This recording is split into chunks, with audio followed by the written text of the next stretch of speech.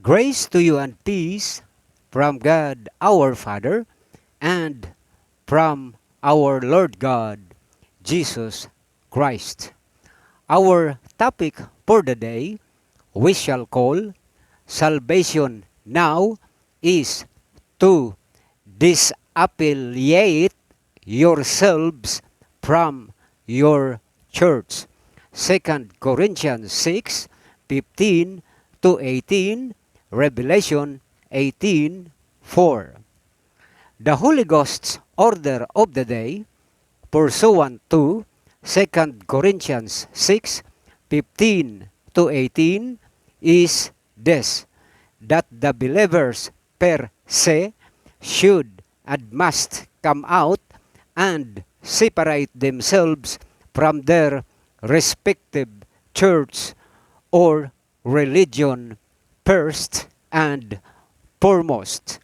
For then and only then shall the Father receive them as his sons and daughters.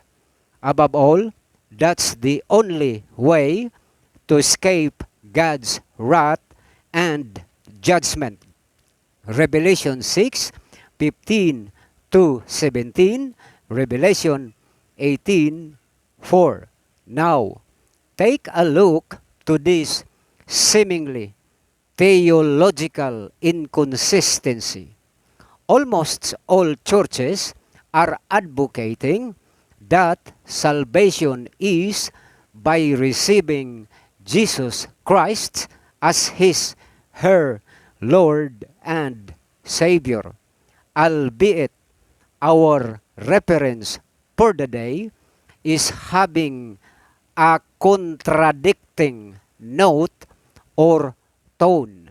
Which is which? Receive the Lord to be saved, or the Father will receive us for salvation? Well, on the presumption that your theology is on the cognizance that there are two gods, namely the Father and Jesus Christ, respectively and separately, John 5:22 to 23, then there would be no need for you to disassociate yourselves with your religion or church, in that you are on the right track of salvation. For most likely, if not certainly, your church is the remnant of the church of Philadelphia. Revelation 3:7 to 13. The one and only church commended by the Lord Jesus Christ to hold fast of their correct theology, so that no man may take their crown, in fulfillment of Matthew 16:18, in which the Father had assured, through Jesus Christ, I will build my church, and death cannot kill it. And verse 12 of Revelation 3 is an infallible proof that their theology is right. We read, I will write upon him the name of my God. Here, Jesus Christ was referring to the Father as his God. And at the same time, he added, I will write upon him my new name. So, at that critical juncture, Jesus Christ is educating us that he is indeed distinct and separate of the Father.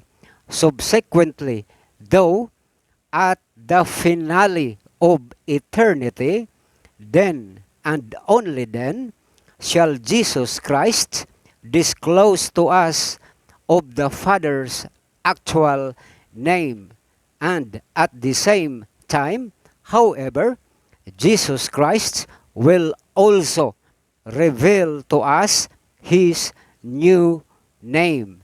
Now you have seen clearly the truth, the whole truth, and nothing but the truth, that it is beyond reasonable doubt that indeed there are two gods which are distinct and separate from each other. Respectively, they are God the Father and the Lord Jesus Christ.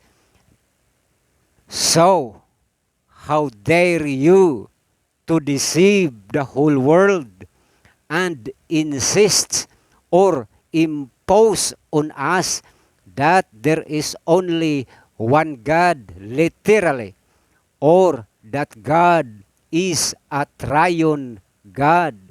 And if that is the case, then what would be the name of the Holy Spirit? And will He remain to be known as the Holy Ghost? Or would He be having a new name also, just as Jesus Christ would do? If so, then tell it to the world.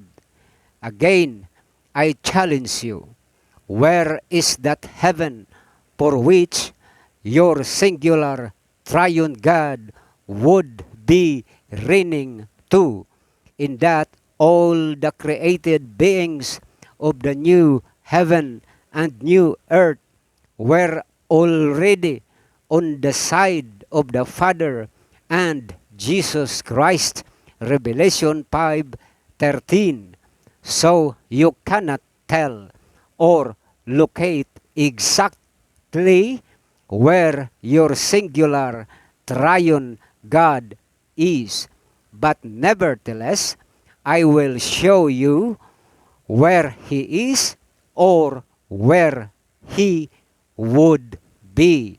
He is in hell, the soonest time possible, to be tormented forever and ever, along with all his demons, and together with all ungodly men of Matthew 23:35 to 36, and also to everyone who cannot accept that there are two gods as preached by Jesus Christ since 30 AD.